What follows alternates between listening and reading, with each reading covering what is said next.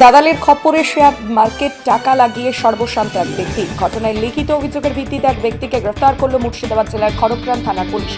Police জানিয়েছেন ধৃতের নাম দেবাশিস দে, বাড়ি ভালকুন্ডি গ্রামে। জানা গেছে দেবাশিস দে খড়গ্রামের বাসিন্দাদের শেয়ার মার্কেটে টাকা লাগিয়ে দালাল করে দেওয়ার প্রতিশ্রুতি দেন। আর এই খপ্পরে পড়ে তন্ময় ঘোষ ওই ব্যক্তিকে কয়েক লক্ষ টাকা দেন।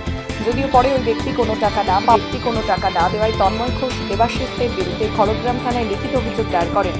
পুলিশ লিখিত অভিযোগের ভিত্তিতে ওই ব্যক্তির বাড়ি থেকে তাকে গ্রেফতার করে। ধৃতকে 5 দিনের পুলিশ হেফাজতের আবেদন জানিয়ে কান্দি মহকুমা আদালতে তোলা হলে বিচারক তদন্তের জন্য 5 দিনের পুলিশ হেফাজতের নির্দেশ দেন।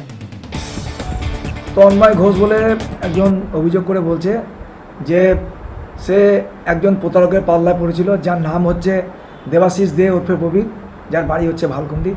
সে বিভিন্ন জায়গায় লোককে বলে বেড়ায় যে আমার অ্যাকাউন্টে টাকা দিলে আমি ওই টাকাটা ডাবল করে দেবো। মানে উনি শেয়ার মার্কেটে টাকা খাটান। তো স্বাভাবিক কারণে সে বিশ্বাস করে তন্ময় ঘোষ দেবাশিসের অ্যাকাউন্টে, দেবাশিস দের অ্যাকাউন্টে প্রায় 10-12 লাখ টাকা দিয়েছিল, কিন্তু তার ডবলও হয়নি। সেই টাকাটাও তাকে ফেরত দিচ্ছে না। এর পরিপ্রেক্ষিতে তন্ময় ঘোষ একটা অভিযোগ করেছিল দেবাশিস দের বিরুদ্ধে যে আমি শেয়ার মার্কেটে টাকা খাটানোর জন্য তাকে টাকা দিয়েছিলাম, কিন্তু সে প্রতারণা করেছে।